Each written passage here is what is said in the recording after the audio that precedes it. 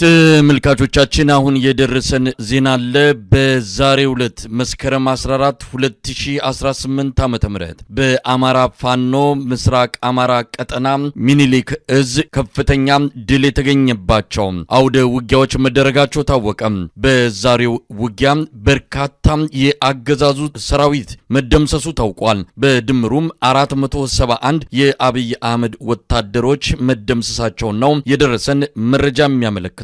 ከ150 በላይ ወታደሮች ተማርከዋል። 6 ሞርታሮች፣ 6 ዲሽቃዎች፣ 14 ብሬኖች፣ 9 ስናይፐሮችና በርካታ ክላሾች መማረካቸው ነው በቪዲዮ ጭምር ተደግፎ የመጣልን መረጃ የሚያመለክተው። ወታደራዊ ሬዲዮ 9 አንድ ሲኖትራክ ሙሉ ወታደራዊ ቁሳቁስና ሬሽን እንደዚሁ የተማረከ መሆኑ ታውቋል።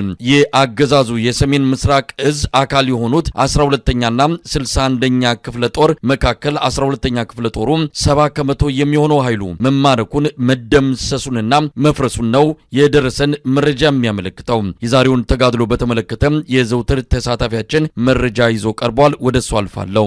መሳይ በምርኮ ደረጃ ካየነው የመጀመሪያው ነው ማለት ይቻላል። እጅግ በጣም የሚደንቅና በጣም እጅን ከአፍ ላይ የሚያስጭን ድል ነው የተገኘው።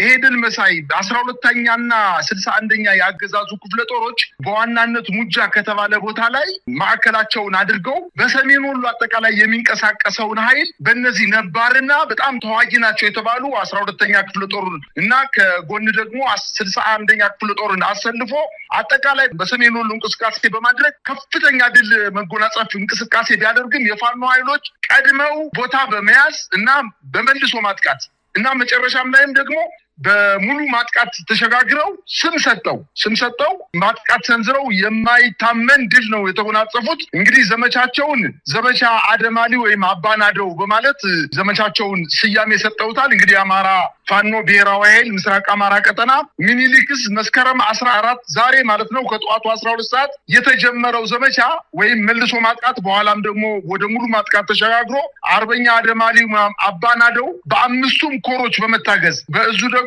ልዩ ዘመቻ ከፍተኛ ተጋድሎ በማድረግ አስደናቂ ድሎችን መጎናጸፍ ይችላል። እንግዲህ ነባር የተባለችው 12ኛ ክፍለ ጦር ከ70 በመቶ በላይ ጦሩ ተደምስሶ ተማርኮ ቆስሎ ሙቶ ተበትኗል። 61ኛ ክፍለ ጦር ደግሞ በየገደሉ እየገባ አሁን በአሁኑ ሰዓት ራሱን በመከላከል ላይ ነው የሚገኘው። በአጠቃላይ ግን የተገኘው ድል እንግዲህ አንደኛ ምስራቅ አማራ ኮር 1 ሰሜን ወሎ ዞን ጉባላፍቶ ወረዳ በቅሎ ማነቂያ ዙሪያ ላይ ከፍተኛ ትንቅንቅ ከተደረገ በኋላ በተለይ ቁልፍ ወታደራዊ ቦታ በሆነችው በቅሎ ማነቂያ የተገኙ ድሎች አሳምነው ክፍለ ጦር ነው እንድል ያገኘው። ሞርተር 2 ብሬን 8 ክላሽ 76 ስታር ሽጉጥ 1 7000 የብሬን ተተኳሽ 9800 የክላሽ ተተኳሽ 1300 የዲሽቃ ተተኳሽ 95 የደረቅ ትጥቅ 180 ወታደራዊ ሻንጣ 5 መገናኛ አይኮም ሬዲዮዎች መማረክ ችለዋል።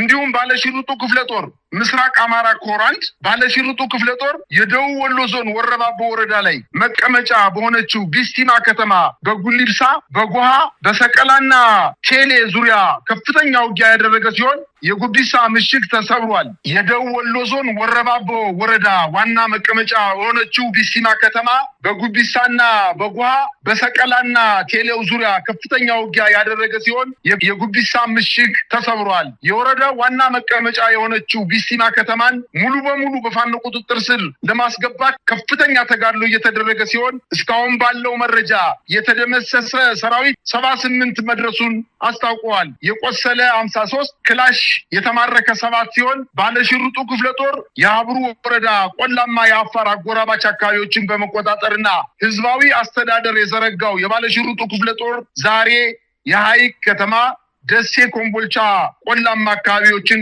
ከልጅ ኢያሱ ጎር ጋር ጥምረት በመፍጠር ወደፊት እየገሰገሰ ይገኛል ተብሏል። በሌላ አቅጣጫ የሐውጃኖ ክፍለ ጦር ባደረገው ከፍተኛ ትንቅንቅ 1 ዲሽቃ የማረከ ሲሆን 1 ስናይፐር 40 ክላሽ የብሬን ተተኳሽ 5000 የክላሽ ተተኳሽ 3000 የወገብ ትጥቅ 23 የክላሽ ካዝና 18 ኤፍ1 ቦምብ 10 የሞርተር ቅንቡላ 7 መማረክ ሲችል በምስራቅ አማራ ኮር 1 አጠቃላይ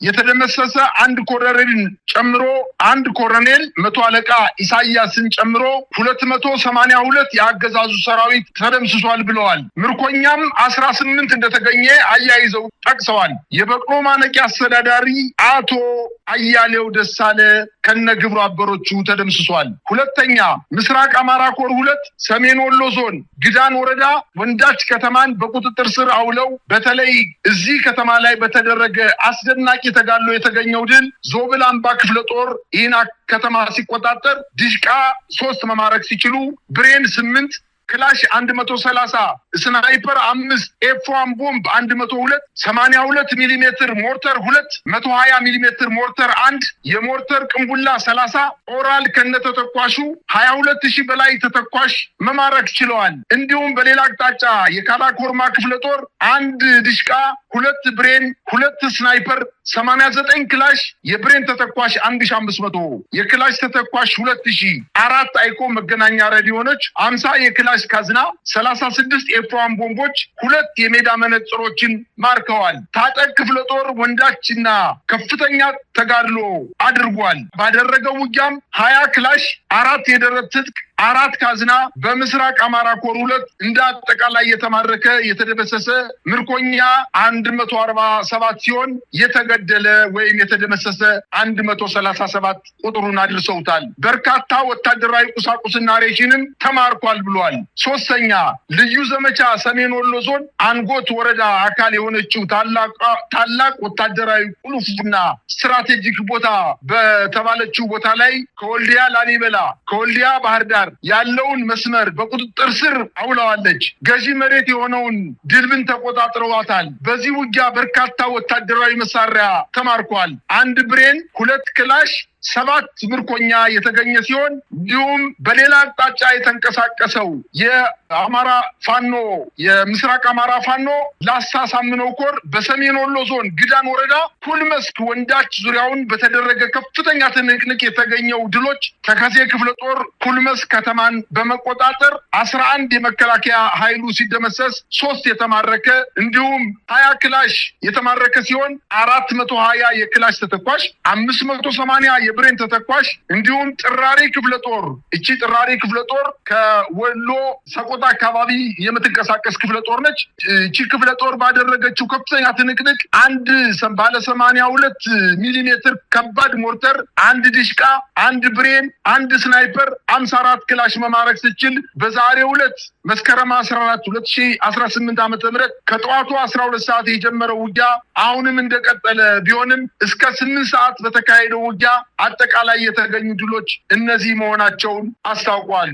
አጠቃላይ የተገኙ ድሎችም ሞርተር 6 ዲሽቃ 6 ብሬን 14 ስናይፐር 9 ክላሽ 438 የተደመሰሰ የመከላከያ ሰራዊትና አጠቃላይ ጥምር ጦር የተባለው 471 ሲደርስ የተማረከ 1175 መድረሱን አስታውቀዋል። ተተኳሽም እንዲሁ 52600 የተለያዩ ተተኳሾችን ከዲሽቃ ጀምሮ ብሬን ስናይፐር ሞርተሮችን 52600 ተተኳሾች መማረክ ሲችሉ ወታደራዊ ሬዲዮ 9 ደርሷል። ኤፍ1 ቦምቦች 148 ሲደርስ ቁስለኛ ደግሞ 126 ይዞት የወጣው የሞርተር ቅንቡላ 37 ደርሷል። 1 ሲኖትራክ ሙሉ በሙሉ ወታደራዊ ቁሳቁሱን እንደያዘ በፋኖ ቁጥጥር ውስጥ እንደገባ አስታውቋል። አገዛዙ የሚተማመንባቸው የሰሜን ምዕራብ እዝ አካል የሆነው 12ኛና 61ኛ ክፍለ ጦር መካከል የ12ኛ ክፍለ ጦር በተለይ ከ70% ኃይሏ መደምሰሱንና ተበታትኖ መጥፋቱን አስታውቋል። የልጅ ኢያሱ የንጉስ ሚካኤል ኮር የአውደ ውጊያ መረጃዎችን እያደረሰ ሲገኝ ውጊያው ሙሉ በሙሉ ባለመጠናቀቁ ከዚህ በላይ ድሉ ሊመዘገብ እንደሚችል ይገመታል።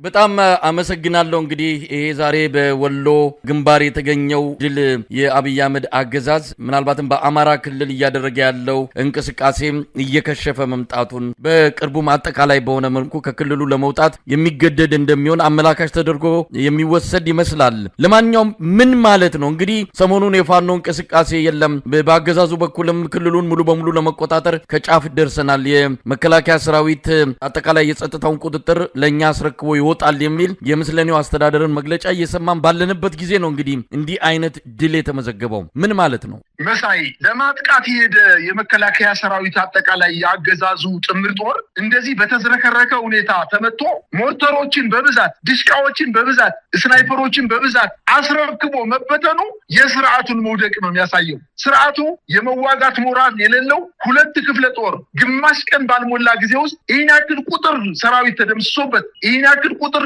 ተተኳሽ በ52,000 ተተኳሽ መሳሪያ በግማሽ ቀን የተማረከበት ኃይል ስናስብ የአገዛዙ ፀሐይ እየጠለቀች መሆኗን ነው የሚያሳየው። እነሱ እንደሚሉት ጀነራሎቹ ኢታማጆር ሹሞቹ እንደሚሉት ፋኖ ተዳክሟል እያሉ ባለበት ሰዓት እነሱ እየበዙ ጉልበታቸው እየጨመረ እየሄደ እንደሆነ መዋጋት አቅማቸው ደክሟል እያሉ ባሉበት ሰዓት በግማሽ ቀን ሁለት ክፍለ ጦር ሙሉ እየደመሰሰ ከተሞችን እየተቆጣጠረ ከፍተኛ የሆነ አስደናቂ ድሎችንና ከተሞችን እየተቆጣጠረ በሚገኝበት በአሁኑ ሰዓት የፋኖ ኃይሎች ከዚህ በፊት ውህደታቸውን አንድ አድርገው ሁለቱ የፋኖ አደረጃጀቶች ውህደታቸውን አንድ አድርገው ውጊያ ቢከፍቱበት ይሄ ስርዓት አበበ እንዳለው የህዝብ ግንኙነት የሰሜን ሸዋ ህዝብ ግንኙነት አበበ እንደተናገረው አስክሬን ይዘን ነው እየዞርን ያለ ነው የተባለው እውነት መሆኑን ዛሬ በተግባር አረጋግጠናል። ስርዓቱ አልቆለታል፣ ተመቷል፣ ደክሟል። የሚተማመንበት ኃይል በተለይ 12ኛ ክፍለ ጦር የተባለችው ክፍለ ጦር በትግራይ ጦርነት ጊዜ ከፍተኛ ጀብዶ የፈጸመች የተባለች ኃይል በዛሬው ዕለት ብትንትኗ ነው የወጣው። 70%